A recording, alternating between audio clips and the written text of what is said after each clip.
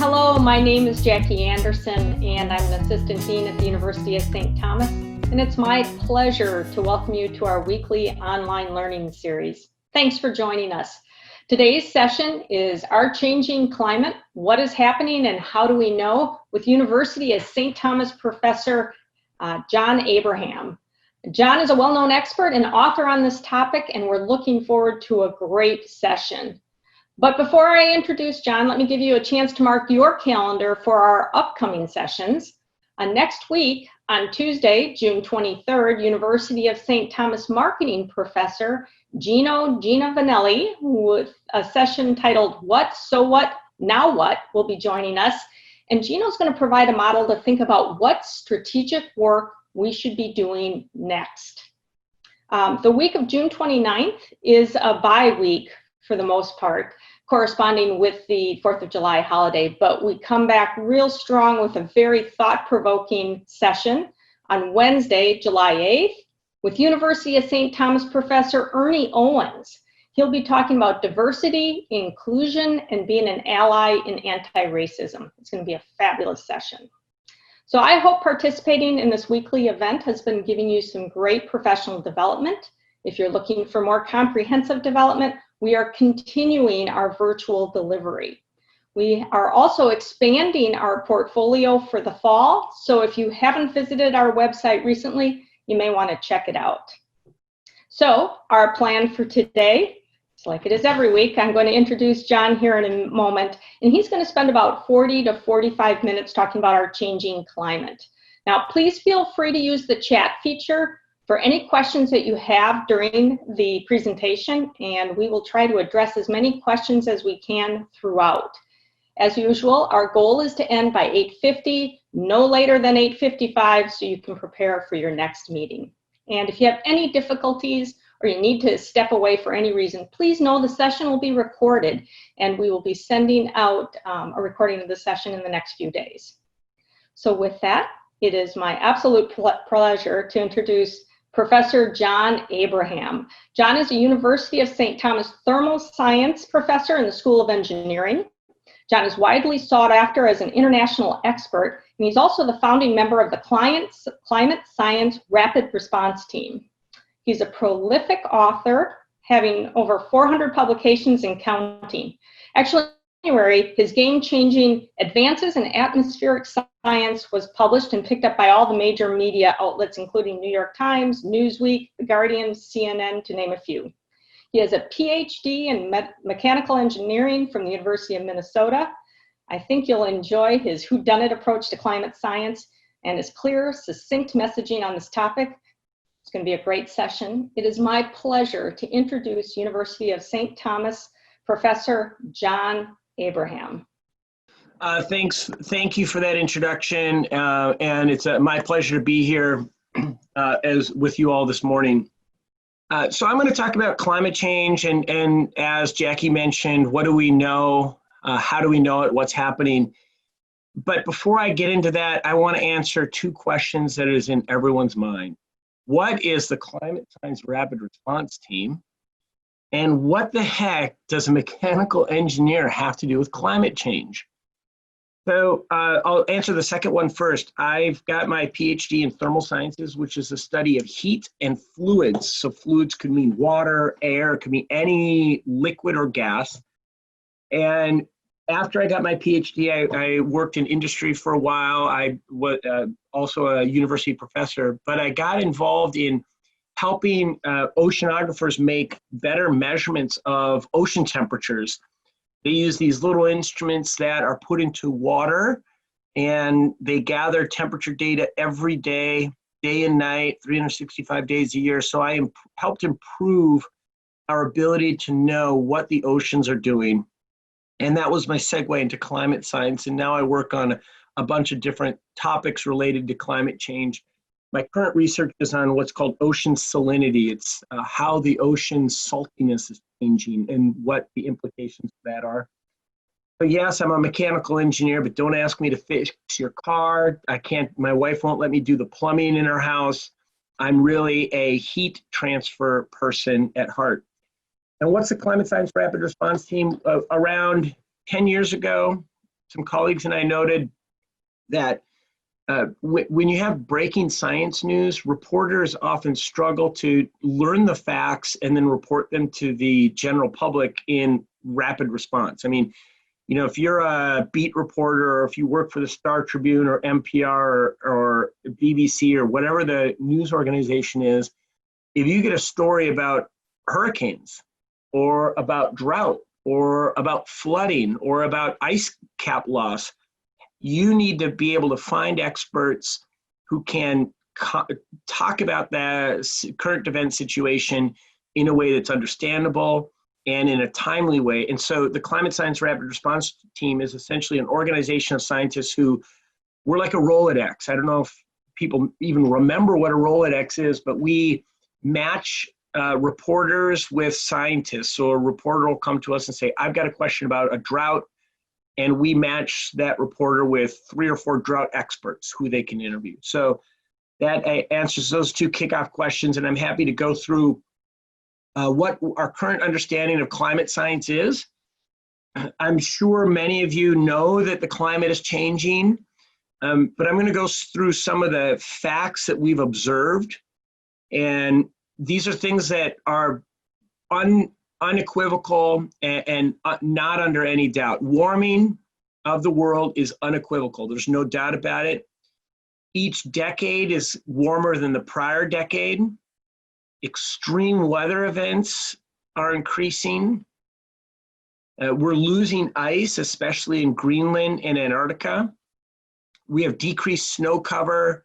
Sea levels are rising. The poles, the North and South Pole, are warming. We're losing glacier ice loss, and the ocean is becoming more acidic. What is that about? We're actually changing the chemistry of the oceans because we're putting so much carbon dioxide and other gases into the atmosphere. So those are things that we've observed. Now, the question that we have to answer is why? The vast majority of climate scientists, around 97% of climate scientists, connect all of these things. They say, you know what, these things are all happening and they're all related to each other, and it paints the picture of human influence on climate change. Very, very few scientists think that these things are all unrelated, that they're all happening, but they just happen to be coincidental. So these are sort of the facts. And if we think about the facts like a crime scene, I mean, I can't prove to you, or it's very difficult to prove to you, that humans are the only cause of climate change. And there's no other natural causes. But let's think about how we make decisions in our everyday life. We make decisions based on the best available evidence at the time. And I think of it like a crime scene. If you have a detective that goes into a house and someone's been shot at the house, there's been a break-in, there's fingerprints on the doorknob, there are bullets that match a gun that was found in a suspect's car, there's blood on the suspect's clothing. Now, most reasonable people would say, well, those things are related. We know we had a perpetrator who did a crime. We've got enough evidence to convict. But there are some people who say, wait a second, you didn't see me pull the trigger. No one was there when the victim was shot, so you can't prove it. But that's not how we make decisions in our everyday life. We look at the totality of evidence and we come to the most reasonable logical conclusion. And the reasonable logical conclusion is that these items here on the screen are related to each other. And there's no natural explanation that scientists can point to that would otherwise explain these phenomena. So I'm going to talk a little bit about how scientists have connected these things on your screen. But this is how scientists see climate change, but the public sees it through parched earths, hurricanes, flooding, our favorite Arctic animal, the polar bear, and pollution. And so we need to have a conversation that connects what we see in the public and by the press with what scientists know. So really briefly, This is a little schematic of how the Earth's climate is modulated.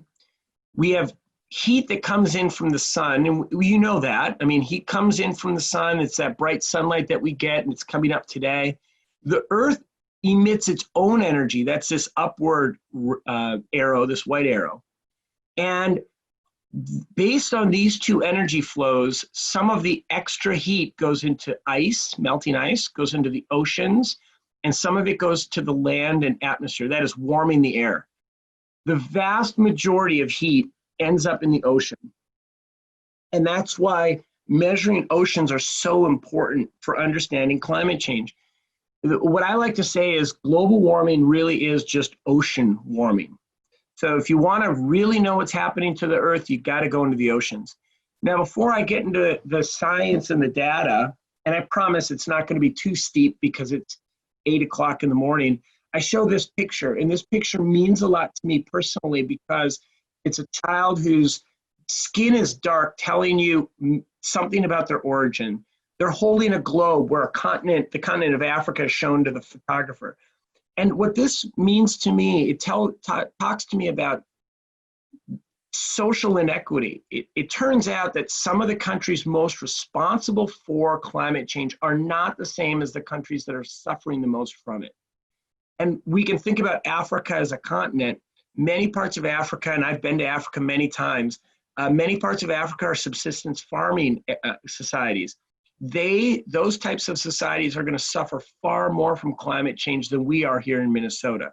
In fact, in Minnesota, we basically have the best part of the planet to live with respect to climate change.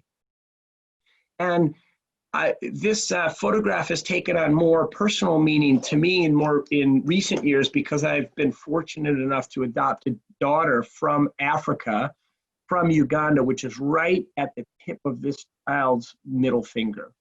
So this has some just philosophical meaning to me because of the continent and the color of the skin, but personal meaning to my daughter. So I was talking about scientists trying to solve a crime scene, and we actually use fingerprints.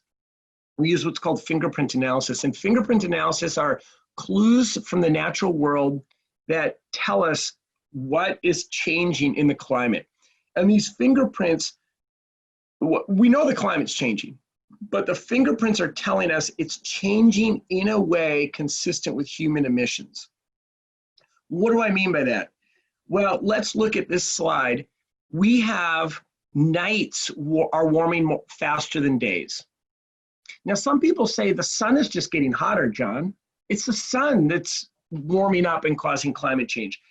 If that were true, days would warm faster than nights because days are when the sun is shining. But we're observing the exact opposite. We're observing nights warming faster than days, which is consistent with the greenhouse concept.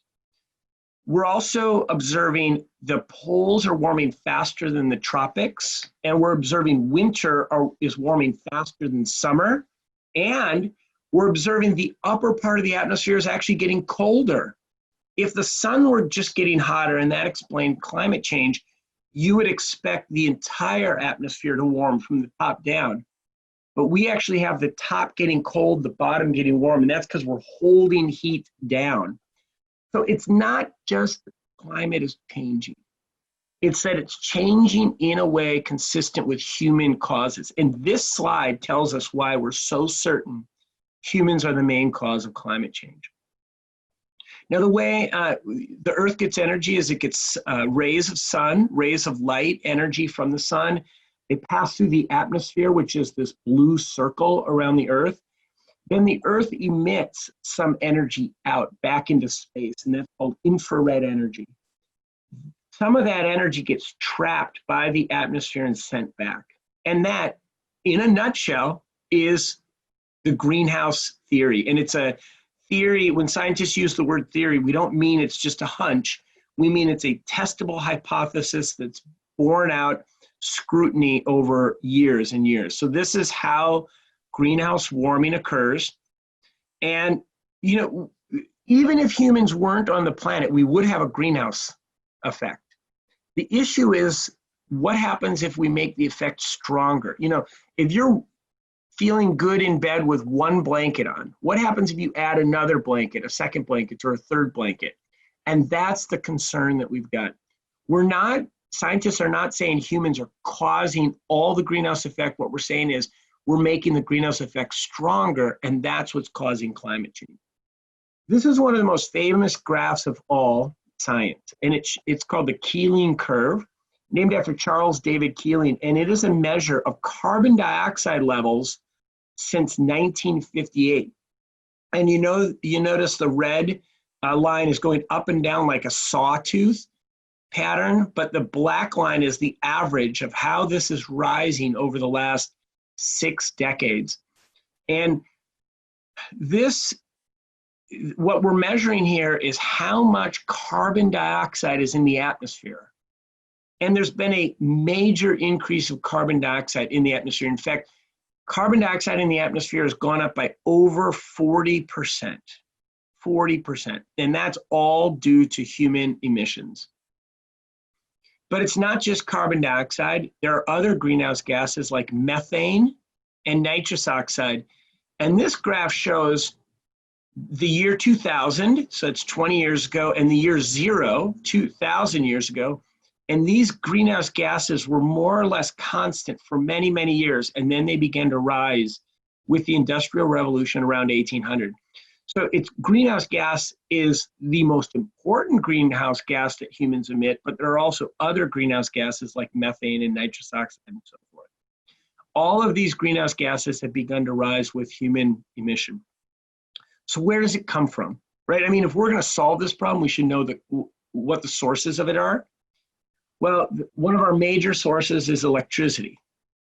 And coal is used to make about 40% of US electricity. It's actually gone down a little bit in recent years because of the move to natural gas power plants, but it's still a big part of our human emissions in the US.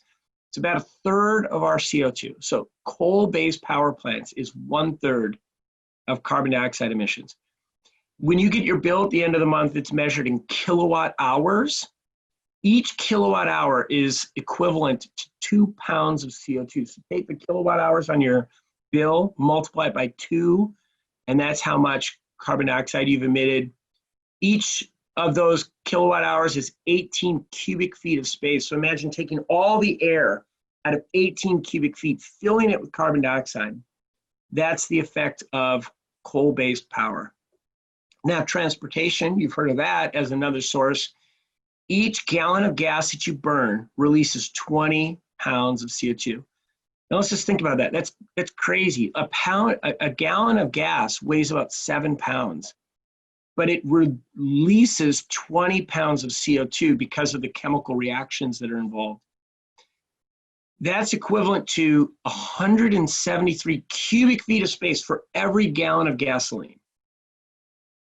And when you think about how many miles we're driving, how many gallons of gasoline everyone's using, multiplied by how many people are, you can get a sense of the scale of this issue. So what? I mean, look, we know greenhouse gases are being emitted. We know they're going up. So what? Well, what's happening to temperatures? This is a graph showing temperatures back to 1880, and this is NASA's chart. NASA grabs temperatures and reports them every year.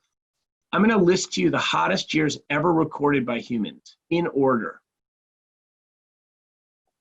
Hottest years ever recorded. What are the chances that is just random? There's no way that this is just random chance. There is a clear warning of the globe, and we're seeing that in the reflection of the Earth's temperatures. Now you might say NASA's crooked. NASA's just cooking the books. Well, you can use other groups as well. So this is a graph that shows 3 different institutions that have measured temperatures back to 1900. And this graph goes all the way up to 2018. And it's no matter whose data you use, the temperatures are clearly increasing over time. And in fact, there are other institutions that give the same results, but I'm not showing those because the graph will just get too complex. So where's the heat going? This is a graph from one of the works that I had published about a year ago. And what we're measuring the heat, and the heat is going into the ocean. So on the horizontal axis, you have 1960, 1970, 1980, and so forth. And what we have measured is how much heat goes into the upper part of the ocean. That's this light blue part. How much heat goes into the next depth, which is 300 to 700 meters deep. How much heat goes down to 2,000 meters, and then how much heat goes into the very bottom of the ocean. So basically, all of these blue lines show the heat that has gone into the ocean. And our study, which came out, which showed this rate of warming was the equivalent to 5 to 6 Hiroshima bombs every second. So I'm showing some media headlines of the study that we had published January 13th this year. And it was picked up, as Jackie mentioned, by news organizations all over the world. So we're not talking about small numbers. I mean, this is amazingly huge amounts of heat into the ocean. We can go back further in time, though. This is a graph that goes back 400,000 years. So over here is 400,000 years ago. Here's today. And there's two colored curves on this graph. One is green, and that is greenhouse gases over the last 400,000 years. And then there's red, and those are temperatures. And what we see is even back 400,000 years, temperature and greenhouse gases go together. When one of them goes up, the other goes up. We say that they're handcuffed together. They walk together. They can't get separated. Now, how do we know what was happening way back 400,000, 300,000 years ago? We use signals from nature. We don't have thermometers spread out all over the ocean or all over the planet. We use signals from nature like ice cores or tree rings or pollen in dirt.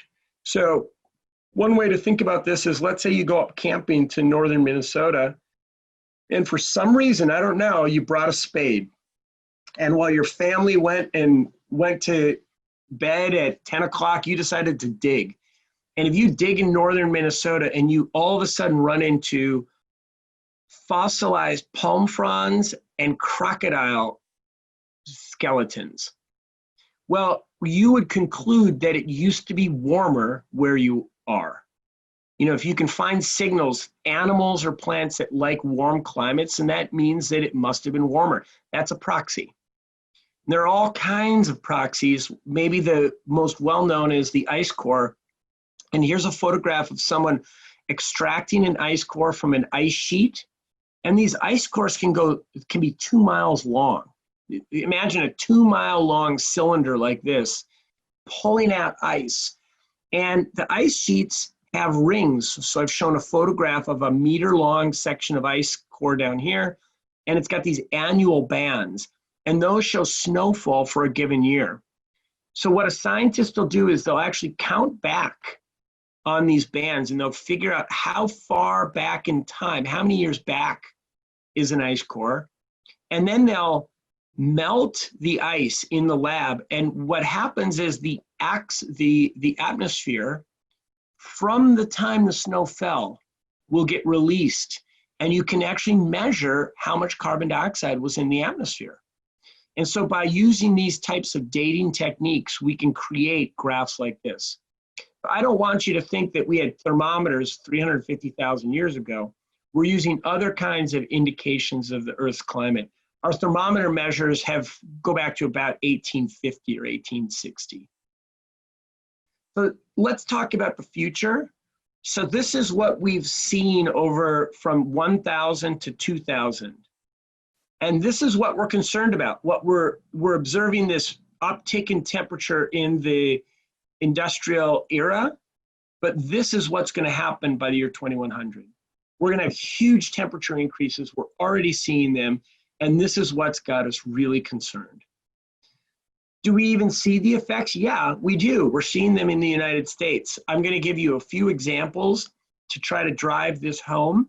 2012, we had a terrible heat wave and drought across the US. Any state in red had their hottest year on record. Any state that's orange colored was just much warmer than usual.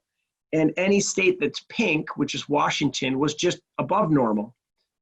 So we see temperatures that can soar in the US that are setting records, and these records are going to continue to be broken. This is what was the result of that heat wave in 2012. The US Drought Monitor shows weekly drought patterns around the US. This was July 24th, 2012, and this drought wave shown by drought and heat wave shown by red and brown covered much of the central US. This drought cost us $35 billion of lost agricultural productivity. But then what happened? You'll hear that climate scientists, we say weather is supercharged or it's on steroids. And what that means is it swings from one extreme to the other and then back. So right after that drought, the very next spring, we had crazy rains in the upper Midwest and almost nothing happening out in the West. So we had incredible heat and drought waves out in the West. So what did this rain pattern do to that drought wave? Well, we got this. It eliminated the drought in the center part of the US, but it caused this terrible drought out west. In fact, the drought in California was the worst drought they had seen in 1,200 years. And so this pattern of drought and rain and storms and heat waves reflects the rapid swing from one extreme to the other that we expect with climate change and we're seeing. So let's talk about rainfall. I'm showing some images of how rainfall has changed. So I want you to focus your attention on this upper right graph. This is the 99th percentile precipitation. So this is the heaviest of heavy rains. How have they changed? Well, in the Midwest, upper Midwest, those heavy rainfalls have increased 42%. If you're out in the Northeast, it's increased 55%. So what does this all mean for the United States? What it means is we are going to experience more intense precipitation events, that is, more heavy rains, which increases our likelihood of flooding. But in between those heavy rains, the weather will be hotter and drier. So while in the Midwest, our yearly rainfall is not going to change much, we're going to see more swings from drought to flood and back to drought. And in fact, we're even seeing that. I live in South Minneapolis, and I remember just a few years ago, the rains in Minneapolis were so high that Minnehaha Creek overflowed its banks, and houses for block after block had to be pumped to remove water from basements. So we're actually seeing this in Minnesota. And Minnesota's had 3 1,000-year floods in the last 20 years. So this is being evidenced in our daily lives. But scientists can actually project what's going to happen in the future. And we use what are called scenarios, emission scenarios. So this column right here, the left-hand side, is what will happen if we take action and reduce our emissions. We'll have a certain amount of warming by 2050 and a different warming by 2100. But if we don't do anything about it, we're going to be over here. And we are going to experience incredible warming if we decide to do nothing. And so what we do now matters. I mean, we have the potential to change trajectory. We don't want to be in the lower right. We really want to be in the lower left here. And I'm going to show just a couple news articles about flooding that have occurred, because I've mentioned flooding. And I'm showing flooding for California, but I mean, we've seen this even recently in Michigan. We had incredible flooding. Every year is bringing more flooding. This is a drought map of 2018. The drought out west continues. By the way, you can go to the US Drought Monitor anytime and get your own map. They're easy to find. And of course, we've seen the impacts on wildfires, incredible wildfires that have devastated the West, especially California. But the impacts of climate change are not just due to changes to drought and rainfall, but they also affect major storms. I'm showing you the sea surface temperatures near the Gulf of Mexico in October 2018. Now, why would I have picked this date? Because something happened. There was a hurricane, and there are actually a bunch of hurricanes in 2018. I think this one was Hurricane Michael, which went right up Louisiana, and I've got before and after satellite photos to show you the kind of devastation. Warming planet means you have warmer oceans. We've already talked about that, and warm oceans are what drive storms. So we're seeing more intense hurricanes and typhoons. Now, today is hot. Yesterday was hot. That doesn't prove global warming. And a cold day in January does not disprove global warming. Whatever happens today outside is weather. What climate scientists look at is long-term trends. By the way, if you don't know who this is Jon Stewart, formerly of The Daily Show. So don't be confused. Don't let any scientist say this one day heat wave proved warming. In fact, I don't know any scientists who would say that. But also don't look to anyone who'd say, well, it was cold last week, so climate change isn't happening. We want to look at trends. And I've already showed you trends in temperature, but what about trends in costs of climate change? This is inflation-adjusted costs in the US since 1980, and these are weather-related disasters, so storms, flooding, drought, wildfires, cyclones, etc. And look at this. There's a big increase from 1980 to 2018. And on the left-hand side, we have the number of events. These are how many events have caused $1 billion or more. And in 2018, we had 14 of those in the US. On the right-hand side, we have the cost in billions of dollars. I mean, we hit about $300 billion annually in weather-related cost to our country. And that's just our country. So could you imagine what the world would be like if we spent even a fraction of this on handling our climate change? It would be a different world. I mean, doing nothing about climate change is very, very costly. I'm going to talk a little bit about areas outside the US now. This image on the left is a top-down view of the Arctic. What's shown in white is the Arctic ice as of 1980. It was the equivalent of the United States minus Arizona. And by 2005, we lost that much. I'm showing you the amount in the Arctic, but also the equivalent US. 2007, we lost that. And since 2007, we've lost Texas. We have lost 70% of the summer perennial ice in the Arctic, 70%. I mean, it is a crazy amount. This is a photograph on Greenland. And what you see here is a river of water called a moulin. It's melted and it flows across the ice and down through crevices, through the ice sheet, and then out to the ocean waters. This is a melt pond on Greenland. Here's a scientist with a boat. In the back, you can see an ice sheet. So this is a lake on top of an ice sheet. Let's go to the South Pole. I'm showing the Antarctica with the Larsen B ice shelf highlighted. And here are a series of photographs, January 31st, February, and then March. In a month and a half, an ice sheet the size of Rhode Island collapsed into the ocean. And this just shows how fast changes are happening on our planet. We've had the Wilkins ice shelf break apart as well. This is a satellite image showing the fracturing of that ice shelf. And then 2011 through 2017, we had another major ice sheet collapse or break off. And I'm just showing the progression of the crack line in pink over time. And this ended up being the Larsen C ice shelf, which broke off. I think it finally broke off in 2018. I'm going to show a couple glacier photographs. The bottom one is a photograph in 1909, and then the top is 2004.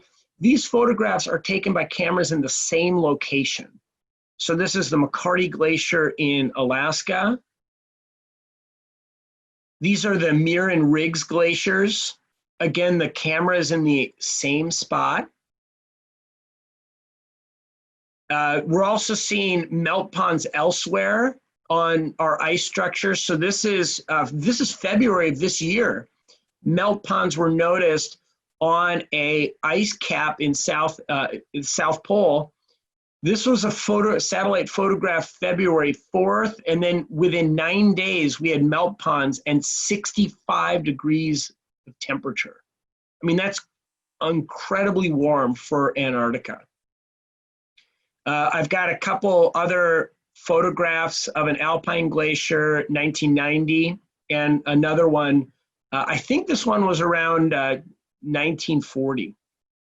And then the Portage Glacier in Alaska, 1914 on the left and 2004 on the right. Glaciers around the world are losing mass. So this is a color image showing where glaciers are losing or gaining mass. Any brown circle is a glacier losing a lot of ice, which about 1.4 meters per year, or just under 5 feet. Any orange or yellow glaciers are losing about 1 foot or 2 feet of ice a year. And then anything in blue is gaining ice. Not much blue. In fact, 96% of the world's glaciers are getting smaller. Why would it matter? It might not matter in Minnesota. It does matter, though, if you're in India and you get your drinking water from melting glaciers. If the glaciers melt, you've got a real problem. I'm going to talk a little bit about sea level rise. This image, I want you to look at the one on the right. It shows a topological map of Bangladesh, and it reveals how far Bangladesh is above water. Not far at all. The red areas are very, very close to the ocean waterline. And if you show Asia in more of a global view, you see that other regions the other regions in red are very close to the ocean. We care about this because ocean levels are rising. And we expect ocean levels to rise at least 3 feet by 2100. What would that do to the southeast US? It would cover up the parts in red. In fact, a meter of sea level rise is enough to displace 20 million people in Bangladesh and 150 million people around the world, mainly in Asia. But we might have more sea level rise. This is the picture of what would happen with 3 meters. And this is 6 meters. I mean, southern Florida is gone. So you might be wondering, hey, John, could we even get 3 meters or 6 meters? Well, if Greenland itself were to melt, we would get 7 meters. 23 feet of ocean water. If West Antarctica melts, which is the part we're worried about, we would get another 5 meters.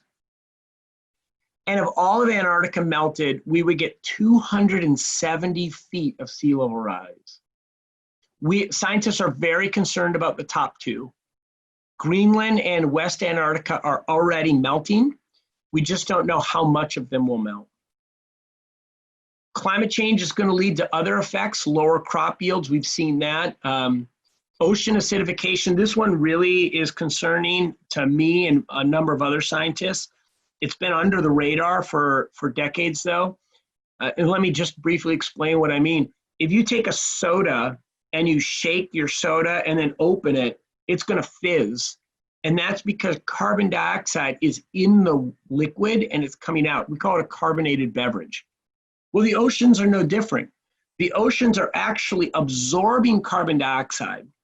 We put so much carbon dioxide into the atmosphere that it's actually entering the ocean waters, and it's making the ocean waters more acidic.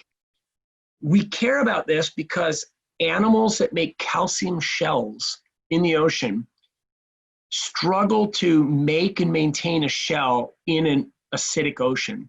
So we're very concerned that increased acidification because of carbon dioxide will harm the ability of the ocean animals to keep their ocean shells. Redistribution of water. The general rule of thumb is areas that are currently wet are going to become wetter. Areas that are currently dry will become drier. Increase of extreme events, I've talked about that. Hurricanes, the jury is still out, but the prevailing view is hurricanes are becoming stronger and they're raining more heavily. increase of invasive species, migration of flora, extinctions. So you look at a slide like this and you're like, man, what do I do? Where's the hope in this message? Well, fortunately, there is hope, and that's what I'm going to end on. If our greenhouse gas emissions are going up, there is no silver bullet, but there's silver buckshot. There's a lot of little things we can do that add up, and we can do those today. And one of the best things about today's environment is the economics. I'm going to show a slide with something called the levelized cost of deployment. And you can see that wind and solar are now comparable or cheaper to conventional fossil fuel energy sources. So in the past, it was a mark of personal ethics to put solar panels on your house or buy an electric car or a hybrid. But now it makes economic sense. And so there's no economic reason not to deploy clean, renewable energies as rapidly as possible. And that's be a major step for solving the problem. What can you do? You can talk to your representatives, talk to your friends, let your friends know that this is important. On a personal level, you can purchase renewable energy. If you get power from Xcel Energy, you can participate in the wind source program where you buy wind energy. I did that for 15 years before putting solar panels on my house. You can buy more efficient cars. You can insulate your house. You can do a lot individually as well as collectively. I love this slide. Change is possible. You've got a rusty oil well in the foreground, beautiful wind turbines in the background. And then here's an entrepreneur making algae-based biofuels that actually suck carbon dioxide out of the air. I've got 2 more slides left. And the first slide is just showing that I'm a human. I mean, right? Scientists were pointy-headed. We live in the ivory towers. We focus on things that don't matter. That's a criticism leveled at us a lot. But the reason I got up at 8 to talk to you is because I got kids. And my kids are going to ask me one of 2 questions. They're going to say, Dad, you knew what was happening. You knew. Why didn't you do anything about it? Or they're going to say, Dad, how did your generation find the uncommon courage to take action and preserve this planet for us? And I desperately want my daughters to ask that second question. Now, this is the third of my daughters that you've seen. She is the daughter adopted from Uganda. And her country is already being affected by climate change. It's already impacting the country. Now, this is my second adopted daughter. I have 4 daughters, 2 adopted. And I'm like you.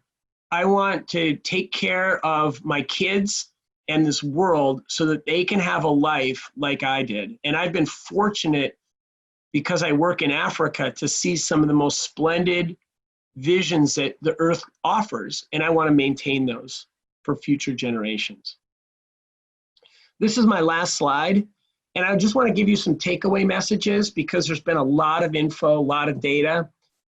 The 4 things I want you to know are, scientists know, we've actually known about causes of climate change for over 150 years. The first predictions of climate change were in the 1800s. This isn't something Al Gore invented. This isn't something that is made up by Chinese scientists. It has been known for years. But it's a problem, but we can solve it. We can solve it with today's technology. We don't need to wait for pixie dust.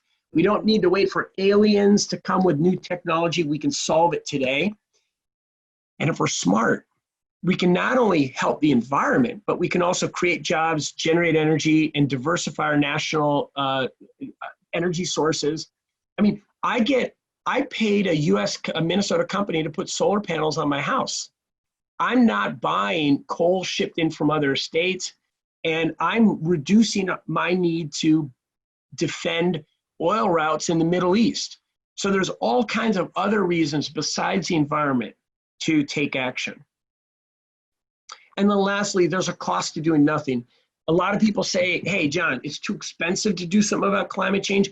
I say it's too expensive to do nothing. And we've seen that with the costs of the consequences of climate change. So let's take action. Let's do this together. Everything is pointing in the same direction. Economics, the science, and let's hope the political will. And with that, I'm going to turn it back to Jackie, but I really want to thank everyone for coming out today, and I'd be happy to take any questions. That was fabulous, John. Thank you. We've got quite a few questions, so let me start. I've seen media reports that since the onset of COVID and people staying home, pollution levels have decreased in some areas around the world. Is that having any kind of long-term positive effect? The answer is no. The longer answer is yes, there have been short-term reductions in pollution that are great, but actually COVID has been a disaster for climate change because it's devastated investment in clean renewable energy.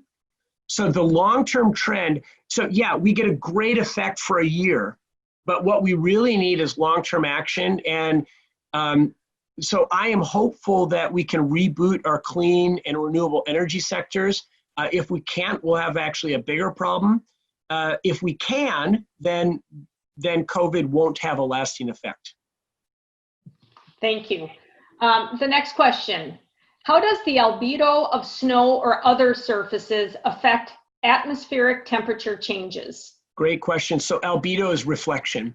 And you know this when you go out and walk, let's say you walk barefoot outside. If you step on a black street, your feet might burn, but if you step on a white sidewalk, they'll be less hot. And that's the albedo effect. So snow and ice reflect sunlight to space, and that helps us keep our temperatures down. The issue with albedo is most of our reflection is in the Arctic and Antarctic because they are snow covered. And as the Arctic and Antarctic warm, they expose the dark underlying surface. So in the Arctic, as the ice melts, you see the water. And water is better at absorbing energy than ice. So as we warm the planet, the ice in the Arctic melts.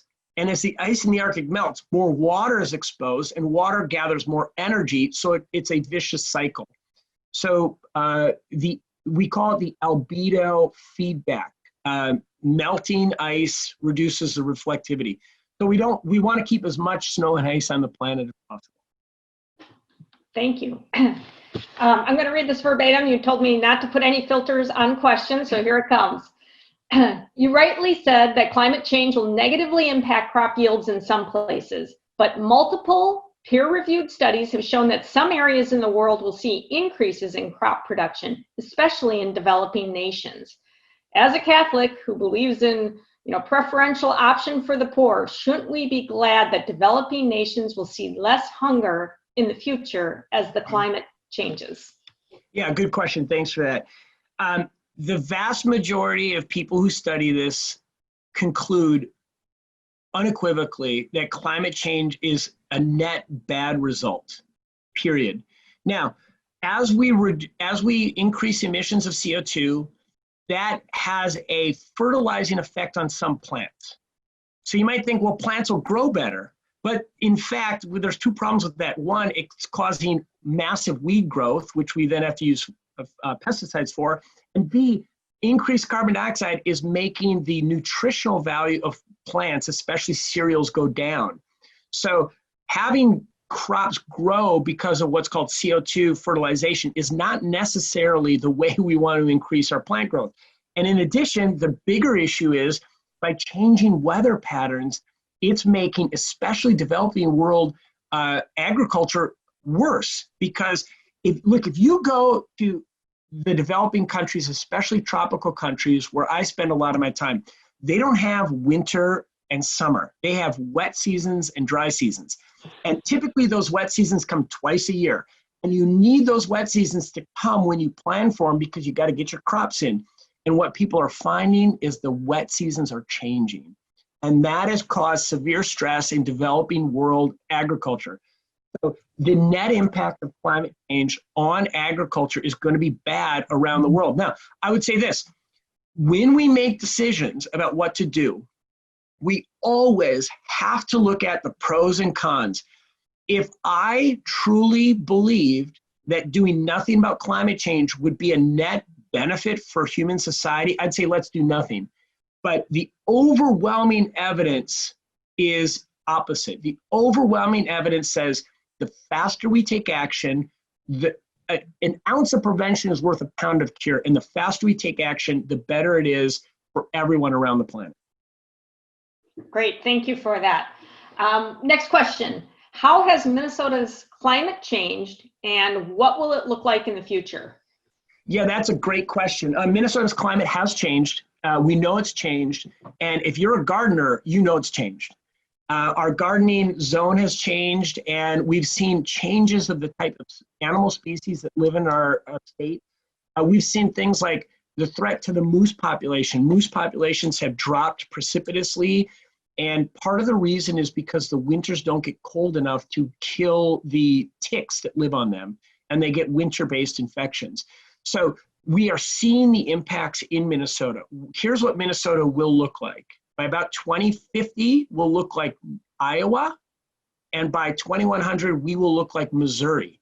Now, I like Iowa, and I like Missouri, but I tell you, I like Minnesota a little bit better. I would like to keep our weather the way it is.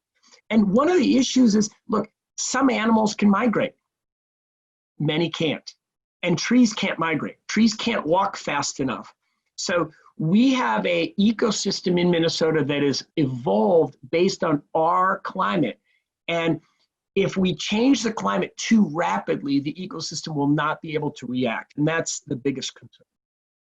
Thank you. I'm going to get a few more questions in. If individual nations are not taking steps to reduce their footprint or impact on climate change, do we need world governance taking the lead? The United Nations, the World Bank, to manage national behaviors with economic sanctions? Do we need our world governance to have greater influence and power? Well, I don't know. I'll tell you what we need. We need to do something. And the United States, unfortunately, is not only not leading in this, but we are sabotaging collective action to handle climate change. Other countries are far more engaged in this than we are. Now, why do we care about that? Well, I care about it for a couple reasons. One, per capita, the United States, Canada, and Australia are your top 3 emitters, okay? So we have a responsibility. And I showed you that picture of the child showing the globe of Africa. I mean, other countries are gonna suffer for emissions that they largely didn't put into the atmosphere. So we have an ethical and moral obligation. But in addition, we have an economic interest. So I work in clean energy around the world. If you go outside of the US, you can't buy a US solar panel. They're all Chinese. I want to sell US green energy technology around the world. I don't want to have to buy it from other countries. And if you're not in the energy industry, I'll tell you, it is going to remake our economies in this century. The energy economy is going to be the economy of the century. And we are losing. China, as an example, has made the strategic decision to own clean energy around the world. And they are killing us around the world. But if you don't care about the environment, but you do care about jobs, you would want to take meaningful action right away. So do we need world governance? We need everyone to be on board doing something about climate change as fast as possible. And if we could have international agreements of what countries would do, that would be great. The problem is the United States signed the Paris Accord to deal with climate change, and we were the only country to back out of it. So if you think about the Paris Accord as world governance, maybe it's described as world governance. I think of it as an international collaboration to reduce warming. We absolutely need international collaborations. We need world leaders. And right now there's a vacuum in leadership around the world. All right, I'm going to wrap up with a final question, and it ties two questions together. Is it too late to stop global warming, and what can we do in our personal lives to make a difference? So you can tell your elected officials that it matters to you. You know, an elected official, if they get one phone call, they think it's a crank. If they get 5, it's a groundswell. So tell your elected officials it matters to you, and tell your family and friends it matters to you. That's the best thing you can do collectively, but locally you can reduce your emissions. Let's use our energy more wisely. I mean, think about a gallon of gas. It has enough energy to push an SUV 60 miles an hour for 20 miles. That's pretty cool stuff. Let's not waste it. No one is making gas anymore. It was made millions of years ago by microbes. It's a limited resource. So let's just use our energy more wisely, conserve it, and we'll not only save money, but we'll also save the environment. Who could be against that? Thank you. Thank you so much for joining us. We're out of time. As I mentioned, we will be sending out a link to the presentation in the next few days. We hope you've enjoyed today's session. I want to thank Professor John Abraham for joining us today. And as a reminder, on Tuesday, June 23rd, we have University of St. Thomas Professor Gino Vanelli with a session titled What, So What, Now What? And if you haven't visited our website recently, check out some of our new course offerings. We'd love to have you join us.